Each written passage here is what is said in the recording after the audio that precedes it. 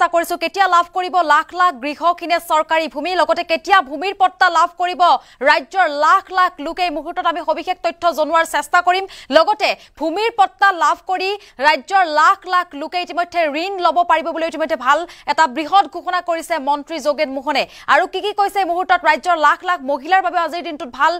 খবৰ দিছে আৰু কি কৈছে মুহূৰ্তত আমি সবিশেষ তথ্য জনোৱাৰ চেষ্টা কৰিম ৰাজ্যৰ গৃহকিনলৈ ভাল খবৰ আহি পৰিছে ভূমি পট্টাৰ লগতে আপুনি লাভ কৰিব ঋণ ভূমি পট্টাৰ লগতে আপুনি ঋণ লাভ কৰিব বৃহৎ ঘোষণা কৰিছে মন্ত্ৰী যোগেন মোহনে আৰু ফেব্ৰুৱাৰী মাহত গৃহকিনে লাভ কৰিব চৰকাৰী ভূমি এটা বৃহৎ ঘোষণা কৰিছে আজিৰ দিনটোত লাভ কৰিব ভূমিৰ পট্টা লাভ কৰিব বুলি ঘোষণা কৰিছে যি ভূমিৰ পট্টা দেখুৱাই আপুনি লব পাৰিব ঋণ চৰকাৰী বিভিন্ন আঁচনিৰ অংশীদাৰ হ'ব পাৰিব এই ভূমি পট্টাৰ জৰিয়তে মাটিৰ পট্টা পোৱাৰ পাছতেই অৰুণোদয় আঁচনিৰ অংশীদাৰ হ'ব পাৰিব আপুনি লাভ কৰিব চৰকাৰৰ বিনামূলীয়া ৰেচন কাৰ্ড দুলিয়াজানৰ ভূমিহীন সকলোলৈ ভাল খবৰ দিছে আজিৰ দিনটোত মন্ত্ৰী যোগেন মোহনে ৩৫০০ পৰিয়ালে ফেব্ৰুৱাৰী মাহৰ প্ৰথম সপ্তাহত লাভ কৰিব ভূমিৰ পট্টা আজিৰ দিনটোত বৃহৎ ঘোষণা কৰিছে আৰু ভূমিৰ পট্টাৰ লগতে আপুনি লাভ কৰিব ঋণ আপুনি যি ভূমিৰ পট্টা লাভ কৰিব সেই ভূমিৰ পট্টা দেখুৱাই আপুনি ঋণো লাভ কৰিব বৃহৎ ঘোষণা কৰিছে মন্ত্ৰী যোগেন মোহনে ফেব্ৰুৱাৰী মাহত গৃহকিনে লাভ কৰিব চৰকাৰী ভূমি ইতিমধ্যে বৃহৎ ঘোষণা কৰা হৈছে দুলিয়াজানৰ ৩৫০০ লোকক ফেব্ৰুৱাৰী মাহৰ প্ৰথম সপ্তাহতে প্ৰদান কৰা হ'ব মাটিৰ পট্টাই বৃহৎ ঘোষণা কৰিছে মন্ত্ৰী যোগেন মোহনে আৰু মন্ত্ৰী যোগেন মোহনৰ মন্তব্য আছে আমি পুনে পুনে আপোনালোকৰ মাজলৈ সেই মন্তব্য আগবঢ়াইছো ৰেচন কাৰ্ড বিতৰণ প্ৰধানমন্ত্ৰী গৰীব কল্যাণ যোজনা আঁচনিৰ অন্তৰ্গত আমাৰ যিখন 2015 চনৰ আইন আছিল আমি 22 চনত এমেণ্ডমেণ্ট কৰি এতিয়া 23 চনত আমি 4 লাখ টকালৈকে তেওঁলোকৰ জনমূৰি আয় বাৰ্ষিক জনমূৰি আয় থকাসকলে ৰেচন কাৰ্ড পাব ৰিটায়াৰ্ড 4th গ্ৰেডৰ এমপ্লয়ীসকলেও পাব এনেধৰণে এইখন জনমুখী কৰি তোলা হৈছে এই ৰেচন কাৰ্ড বিতৰণৰ কাৰণ এই ৰেচন কাৰ্ডটো পোৱাৰ কাৰণে অকল চাউল 5 কেজিয়ে নহয় তেওঁলোকৰ জীৱনৰ এটা সিকিউৰিটি আছে আমি 5 লাখকে যদি 4জন থাকে পৰিয়ালটো 4জনে 5 লাখ টকা ইনস্যুৰেঞ্চ থাকিব মেডিকেল ইনস্যুৰেঞ্চ যাতে 5 লাখ তেওঁলোকে জটিল ৰোগ হ'লে তেওঁলোকে সেই তাৰ পৰা যথেষ্ট সহায় পাব উজ্জ্বলা এটা গেছ পাব তাত 300 টকাকৈ মাহেকত সাবসিডি পাব ইয়াৰ উপৰিও পৰৱৰ্তী সময়ত আমাৰ মুখ্যমন্ত্ৰী মহোদয়ে এই হিতাধিকাৰীসকলক ডাইৰেক্ট অৰুণোদয় বেনিফিচিয়াৰী কৰাৰ এটা চিন্তা কৰি আছে আৰু লগে লগে তেওঁলোকৰ 2 লাখ টকা এক্সিডেণ্টেল বেনিফিট কিবা কাৰণত যদি মৃত্যু হয় পৰিয়ালটোৰ চলিব পৰাকৈ বা সকাহ দিবলৈ এটা 2 লাখ টকা এনেধৰণৰ কথাবিলাকো চৰকাৰে পৰৱৰ্তী সময়ত ঘোষণা কৰিব কিন্তু আমি সদ্যহতে ৰেচন কাৰ্ডবিলাক যাতে সঠিকজনে পায় আৰু তেওঁলোকৰ যাতে এই ৰেচন কাৰ্ড বিতৰণত যাতে কোনো দুৰ্নীতি নহয় বহুত ঠাইত আগতে ৰেচন কাৰ্ড দিম বুলি মানুহৰ পৰা টকা পইচা লয় সময়মতে নাপায়গৈ আমি সেইকাৰণে আমন্ত্ৰণ কৰি আমি চিৰিমিনেলি আজিৰ দিনটোতে আমি বিতৰণ কৰিছোঁ সকলো বিষয়া কৰ্মচাৰী ইয়াত থাকিব জিলা প্ৰশাসন থাকিব ফেয়াৰ প্ৰাইচ চব এজেণ্টসকল থাকিব এনেধৰণৰ কাৰ্যসূচীৰে ল'লে বস্তুটো অকণমান স্বচ্ছতাটো থাকে গতিকে এনেধৰণে চৰকাৰে বিভিন্ন ধৰণৰ আজি আনুষ্ঠানিকভাৱে কাৰ্যসূচীখন চলাই আছোঁ আৰু লগতে আমি এতিয়া মিছন বসুন্ধৰা মই নিশ্চয় 2,29,000 পৰিয়ালে পট্টা পাব চৰকাৰী মাটি বা চিলিং মাটিত বাস কৰি থকা তেওঁলোকৰ জীৱনলৈও এটা নতুন দিগন্ত সূচনা হ'ব ইয়াত দুলিয়াজান সমষ্টিত প্ৰায় 3,500 পৰিয়ালে আমি অহা ফেব্ৰুৱাৰী ফাৰ্ষ্ট উইকৰ ভিতৰত তেওঁলোকক চিৰিমিনেলি আমি বিতৰণ কৰিম মাটিৰ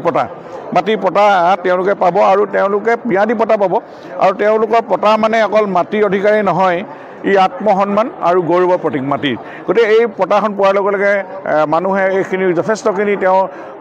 সকাহ পাব আৰু তেওঁ গৌৰৱে ভূমিৰ অধিকাৰ পাব আৰু তেওঁলোকে এই মাটিৰ অধিকাৰ পোৱাৰ পাছত এনেধৰণে তেওঁলোকে বেংকৰ পৰা লোন ল'ব পাৰিব বিপদে আপদে বা ল'ৰা ছোৱালীক ক'ৰবাত উচ্চ শিক্ষা ল'বৰ কাৰণে আৰু ম্যাদী পট্টা থকা মানে তেওঁলোকে এটা ঘৰ পাব লোন ল'ব পাৰিব বিভিন্ন ধৰণৰ সুবিধা হ'ব গতিকে এনেধৰণৰ কাৰ্যসূচীবিলাক এইখন চৰকাৰৰ দিনত আমাৰ মুখ্যমন্ত্ৰী ডক্টৰ হিমন্ত বিশ্ব ডাঙৰীয়াৰ নেতৃত্বত এনেকৈ দুৰ্দাৰ গতিত মানে দিন ৰাত একাকাৰ কৰি কৰা হৈছে যাতে ৰাজ্যখনৰ এনেকুৱা দীৰ্ঘদিনীয়া সমস্যাবোৰ আমি সমাধান কৰিব পাৰোঁ এইবিলাক বহু সমস্যা ভুগি আছিলে ৰাইজে এইখিনি আমি নিষ্পত্তি কৰি আমি ৰাজ্যখন উন্নয়ন শিখৰলৈ নিয়াৰ সংকল্প লোৱা হৈছে ৰেচন কাৰ্ড বিতৰণ প্ৰধানমন্ত্ৰী গৰীব কল্যাণ যোজনা আঁচনিৰ অন্তৰ্গত আমাৰ যিখন 2015 চনৰ আইন আছিল আমি 22 চনত এমেণ্ডমেণ্ট কৰি এতিয়া 23 চনত আমি 4 লাখ টকালৈকে তেওঁলোকৰ জনমূৰি আয় বাৰ্ষিক জনমূৰি আয় থকাসকলে ৰেচন কাৰ্ড পাব ৰিটায়াৰ্ড 4th গ্ৰেডৰ এমপ্লয়ীসকলেও পাব এনেধৰণে এইখন জনমুখী কৰি তোলা হৈছে এই ৰেচন কাৰ্ড বিতৰণৰ কাৰণ এই ৰেচন কাৰ্ডটো পোৱাৰ কাৰণে অকল চাউল 5 কেজিয়ে নহয় তেওঁলোকৰ জীৱনৰ এটা সিকিউৰিটি আছে আমি 5 লাখকে যদি 4জন থাকে পৰিয়ালটো 4জনে 5 লাখ টকা ইনস্যুৰেঞ্চ থাকিব মেডিকেল ইনস্যুৰেঞ্চ যাতে 5 লাখ তেওঁলোকে জটিল ৰোগ হ'লে তেওঁলোকে সেই তাৰ পৰা যথেষ্ট সহায় পাব উজ্জ্বলা এটা গেছ পাব, তাত 300 টকাকৈ মাহেকত ছাবচিডি পাব। ইয়াৰ উপৰিও পৰৱৰ্তী সময়ত আমাৰ মুখ্যমন্ত্ৰী মহোদয়ে এই হিতাধিকাৰীসকলক ডাইৰেক্ট অৰুণোদয় বেনিফিচিয়াৰী কৰাৰ এটা চিন্তা কৰি আছে। আৰু লগে লগে তেওঁলোকৰ 2 লাখ টকা এক্সিডেণ্টেল বেনিফিট, কিবা কাৰণত যদি মৃত্যু হয় পৰিয়ালটোৰ চলিব পৰাকৈ বা সকাহ দিবলৈ এটা 2 লাখ টকা, এনেধৰণৰ কথাবিলাকো চৰকাৰে পৰৱৰ্তী সময়ত ঘোষণা কৰিব। কিন্তু আমি সদ্যহতে ৰেচন কাৰ্ডবিলাক যাতে সঠিকজনে পায় আৰু তেওঁলোকৰ যাতে এই ৰেচন কাৰ্ড বিতৰণত যাতে কোনো দুৰ্নীতি নহয়। বহুত ঠাইত আগতে ৰেচন কাৰ্ড দিম বুলি মানুহৰ পৰা টকা পইচা লয়, সময়মতে নাপায়গৈ। আমি সেইকাৰণে আমন্ত্ৰণ কৰি আমি চিৰিমিনেলি আজিৰ দিনটোতে আমি বিতৰণ কৰিছোঁ। সকলো বিষয়া কৰ্মচাৰী ইয়াত থাকিব, জিলা প্ৰশাসন থাকিব, ফেয়াৰ চব এজেণ্টসকল থাকিব। এনেধৰণৰ কাৰ্যসূচীৰে ল'লে বস্তুটো অকণমান স্বচ্ছতাটো থাকে। গতিকে এনেধৰণে চৰকাৰে বিভিন্ন ধৰণৰ আজি আনুষ্ঠানিকভাৱে কাৰ্যসূচীখন চলাই আছোঁ। আৰু লগতে আমি এতিয়া মিছন বসুন্ধৰা মই নিশ্চয় 2,29,000 পৰিয়ালে পট্টা পাব। চৰকাৰী মাটি বা চিলিং মাটিত বাস কৰি থকা তেওঁলোকৰ জীৱনলৈও এটা নতুন দিগন্ত সূচনা হ'ব। ইয়াত দুলীয়াজান সমষ্টিত প্ৰায় 3,500 পৰিয়ালে আমি অহা ফেব্ৰুৱাৰী ফাৰ্ষ্ট উইকৰ ভিতৰত তেওঁলোকক চিৰিমিনেলি আমি বিতৰণ কৰিম মাটিৰ পটা তেওঁলোকে পাব। আৰু তেওঁলোকে ম্যাদী পটা পাব। আৰু তেওঁলোকৰ পটা মানে অকল মাটিৰ অধিকাৰী নহয়, ই আত্মসন্মান আৰু গৌৰৱৰ প্ৰতীক মাটিৰ। গতিকে এই পটাখন পোৱাৰ লগে লগে মানুহে এইখিনি যথেষ্টখিনি তেওঁ সকাহ পাব আৰু তেওঁ গৌৰৱে ভূমিৰ অধিকাৰ পাব। আৰু তেওঁলোকে এই মাটিৰ